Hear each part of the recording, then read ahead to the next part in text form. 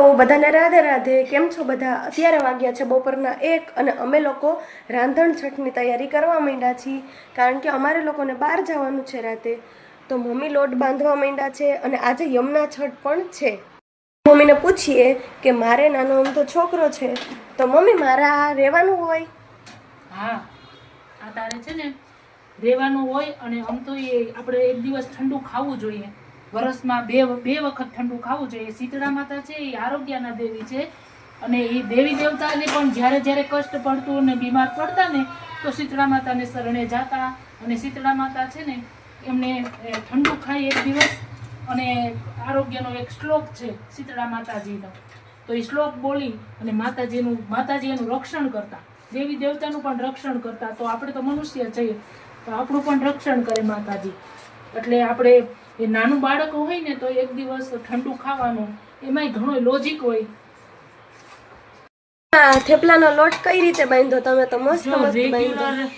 Regular thepla બનાવવા હોય ને તો આપણે આ જે રેગ્યુલરમાં તો એમને ખાલી મસાલો નાખીને બનાવી નાખીએ તોય હાલે. પણ આપણે જે ઠંડા ખાવાના છે એટલે આપણે તીખાની ભૂકી છે, પાવડર, તીખાનું પાવડર, પછી કસૂરી મેથી, પછી લીલી મેથી, ગ્રીન મેથી, પછી ધાણા ભાજી બધું એડ કર્યું. ધાણા, જીરું, હિંગ બધું એડ કરીને પછી સરસ રીતે મોણ દઈ અને ચપટી સોડા પણ નાખ્યા છે આપણે, સાજીના ફૂલ કહેવાય જેને, એ આપણે એડ કર્યા છે. એટલે આટલું બધું સરસ વ્યવસ્થિત લોટ બાંધીએ ને તો આપણને ઠંડુ ખાવાથી કોઈ પ્રોબ્લેમ ન થાય. એટલા માટે દહીં પણ આપણે એટલું સરસ બનાવશું કે જે અમૂલનું દહીં આવે ને એવી રીતના ઘરે જ મેળવશું, અને એવી રીતના જે પછી કેરી સુધારશું, અને આવી રીતના અમે ઠંડુ ખાઈએ છીએ.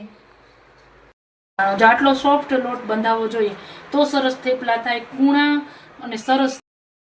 પૂરીનો લોટ બાંધી છે. તમે કયો લોટ બાંધો છો પાછો બીજો? હવે જો આ આપણે ગળી પૂરી કરીએ ને એ બાંધ્યો છે. તો આમાં ઘીનું મોણ દેવાય, થોડોક રવો નખાય, થોડોક ઘઉંનો લોટ, અને આપણે ઘી એડ કર્યું આમાં 2 ચમચીથી 2.5 ચમચી ઘી, અને 2 ચમચીથી 2.5 ચમચી તેલ, અને ગોળનું પાણી ગરમ કરી અને પછી આપણે નાખીએ ને તો સરસ લોટ બંધાઈ જાય. અને વણવાની મજા આવે. જે કઠણ થઈ જાય છે ને લોટ તો વણવાની મજા નથી આવતી, એટલે વણવાની મજા આવે.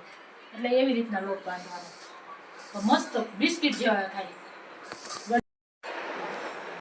ઢાંકવાનું દઈને કંઈક